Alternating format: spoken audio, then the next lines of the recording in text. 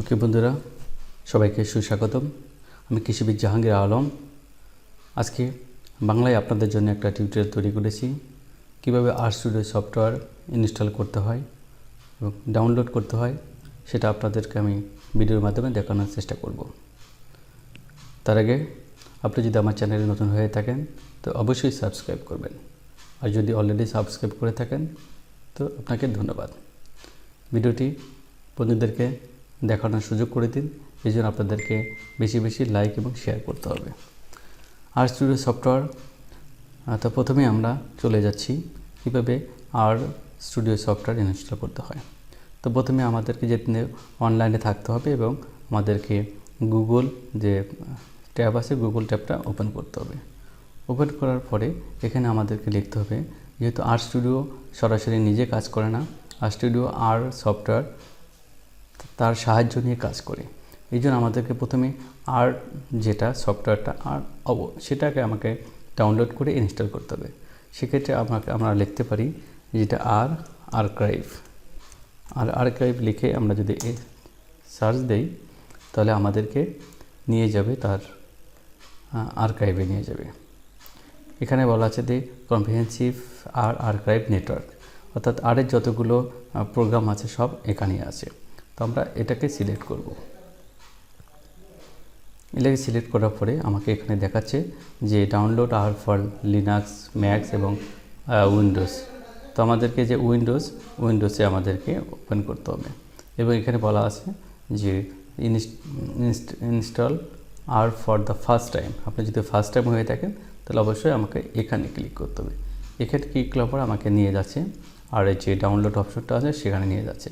এখানে বলছে download 4.0.3 of যে উইন্ডোজ, সেটা 85 মেগাবাইট এবং যেখানে 32 এবং 40 বিট অপশন যে সমস্ত কম্পিউটারের বা ল্যাপটপে আছে সেগুলোতে চলবে। তো আমাদেরকে এখানে ক্লিক করতে হবে। এখানে ক্লিক করলে আমাকে বলতেছে যে ডাউনলোড, যেহেতু আমি আগে ডাউনলোড করে ফেলেছি তো আমাকে সে বলতেছে, তারপরে যদি আমরা ডাউনলোড করতে চাই আমরা এখানে ক্লিক করব, আমাকে সে ডাউনলোড অপশনে নিয়ে যাচ্ছে।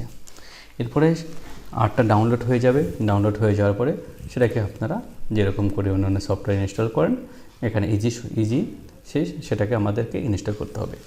তো আমি এখানে ইনস্টল করছি না, যেহেতু আমার আগে এবং র-স্টুডিও দুটি সফটওয়্যার ইনস্টল করা আছে। তো আমি এটাকে স্কিপ করে দিচ্ছি। আমাকে যেতে হবে আবার র-স্টুডিওতে।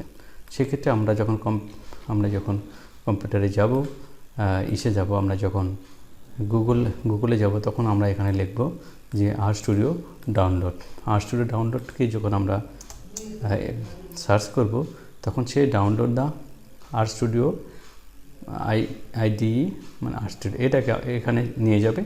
আমরা তখন এখানে সিলেক্ট করব। সিলেক্ট করার পরে আমাদেরকে র-স্টুডিওর ভিতরে নিয়ে যাচ্ছে, ডাউনলোড র-স্টুডিও। এখানে অনেকগুলো অপশন আছে, যেটা হচ্ছে ফ্রি ভার্সন এবং এখানে যেটা ডলার নেবে সেক্ষেত্রে বলা আছে। তো আমরা যেহেতু ফ্রি নিতে চাই তাহলে আমরা এখানে ক্লিক করব।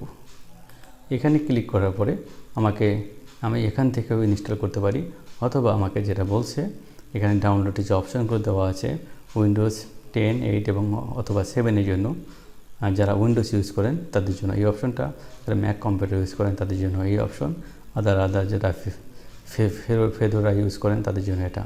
যেহেতু আমরা উইন্ডোজ কম্পিউটার ইউজ করি সেক্ষেত্রে আমরা এটাতে ক্লিক করব। ক্লিক করার পরে আমাকে ডাউনলোড অপশনে আবার নিয়ে যাবে।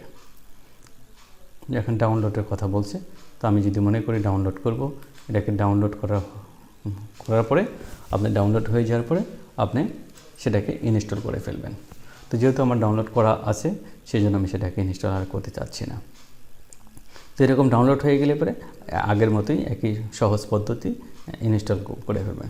ইনস্টল হয়ে যাওয়ার পরে আমরা আসলে দেখব যে র-স্টুডিওটা কেমন। তখন র-স্টুডিওটা আপনি ওপেন করবেন। র-স্টুডিওটা যখন ওপেন করবেন তখন এখানে দেখা যাবে যে চারটা দেখা যাবে, চারটা যেটাকে বলা হয় ঘর বলি অথবা প্লট বলি।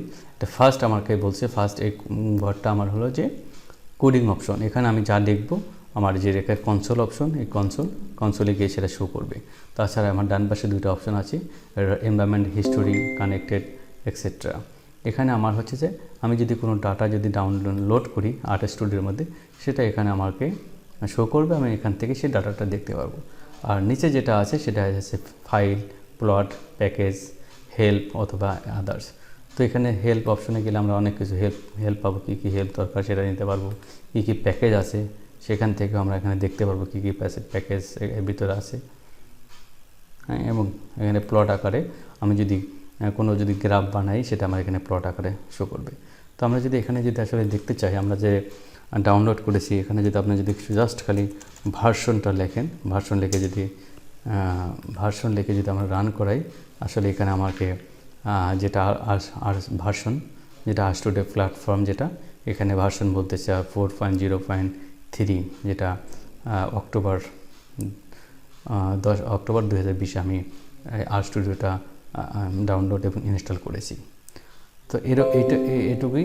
তো সেক্ষেত্রে আপনাদেরকে ধন্যবাদ ভিডিওটির সাথে থাকার জন্য।